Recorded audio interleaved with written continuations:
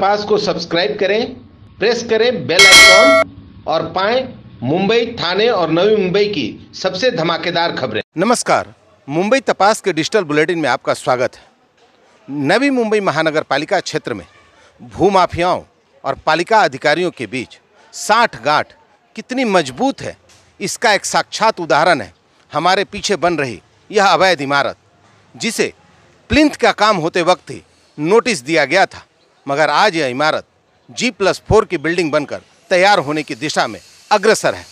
अब सवाल यह उठता है कि जिस इमारत को प्लिंथ के वक्त ही MRTP की नोटिस दी गई हो, वह इमारत बिना अधिकारियों के सहयोग के क्या G+4 की इमारत में तब्दील हो सकती है?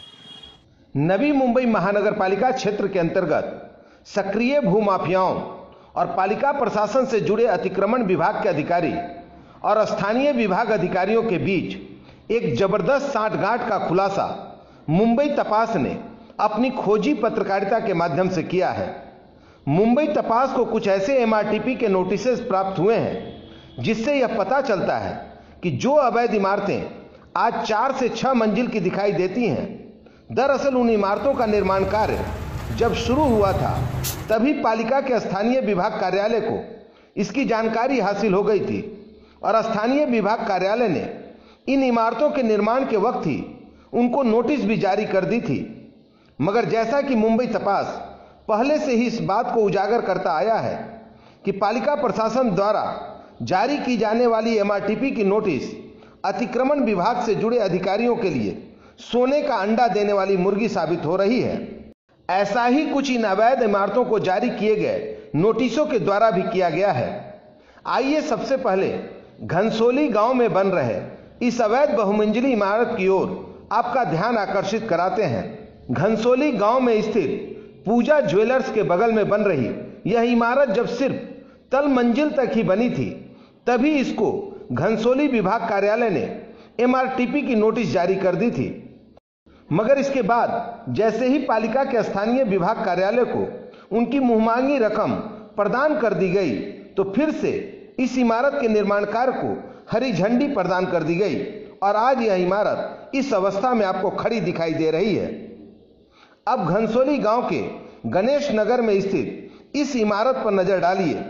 इस इमारत का निर्माण कार्य भी जब शुरुआती दौर में था तभी इसको MRTP की नोटिस दे दी गई थी, मगर स्थानीय विभाग कार्यालय को जब उनके मुंहमांगे रकम की प्राप्ति हो गई तो आज इसका निर्माण कार्य लगभग पूरा होने की स्थिति में है। अब जरा गोठीवली सेक्टर 30D में स्थित इस इमारत पर नजर डालिए। इस इमारत पर तो आपको विकासक का नंबर भी लिखा मिल जाएगा, जिसमें वह खुले रूप से खरीद बिक्री का सूचना फलक लगाए हुए है। इस इमारत को भी उसी वक्त MRTP की नोटिस दे दी गई थी जब इसका निर्माण कार्य शुरू हुआ था, मगर भूमाफियाओं के अवैध पैसे में इतना दम है कि इसके आगे पालिका के अतिक्रमण विभाग से जुड़े अधिकारी अपना दुम हिलाते नजर आते हैं। यही कारण रहा कि यह इमारत भी आज पूरी तरीके से तैयार होकर सामने खड़ी दिखाई देती है। ऐसा नहीं है कि इस संदर्भ में हमने पालिका प्रशासन का पक्ष जानने की कोशिश नहीं की है। हमने स्थानीय विभाग अधिकारी महेंद्र सिंह ठोके और अतिक्रमण उपायुक्त अमरीश पटनीगिरे से भी इस विषय पर उनकी प्रतिक्रिया जानने की कोशिश की, मगर इन दोनों ही अधिकारियों ने हमसे इस विषय पर बात करने से इनकार कर दिया। फिर बारी आई पालिका आयुक्त की, तो इनको भी हमारे द्वारा उपलब्ध यह दस्तावेजी प्रमाण भेज दिए गए हैं।